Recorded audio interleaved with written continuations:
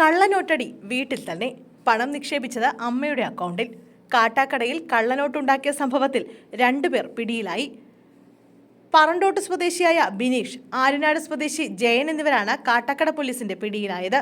പൂവച്ചലിൽ SBIയുടെ cash deposit മെഷീനിലാണ് കള്ളനോട്ട് കണ്ടെത്തിയത്. ഇതിന് പിന്നാലെ നടത്തിയ അന്വേഷണമാണ് 2 പേരിലേക്ക് എത്തിയത്. 500ന്റെ 8 കള്ളനോട്ടുകളാണ് CDM മെഷീനിൽ കണ്ടെത്തിയത്. ജയന്റെ വീട്ടിലായിരുന്നു കള്ളനോട്ട് നിർമ്മാണം. ഇതിനുപയോഗിച്ച സാധന സാമഗ്രികൾ പോലീസ് കണ്ടെടുത്തിട്ടുണ്ട്. പണം നിക്ഷേപിച്ച അക്കൗണ്ടിനെ കുറിച്ചുള്ള അന്വേഷണമാണ് ഇവരിലേക്ക് എത്തിയത്. ജയന്റെ വീട്ടിൽ പരിശോധന നടത്തിയപ്പോൾ 100ന്റെയും 500ന്റെയും നോട്ടുകൾ നിർമ്മിക്കാൻ ഉപയോഗിച്ച കമ്പ്യൂട്ടർ, മഷി എന്നിവ കണ്ടെടുത്തു.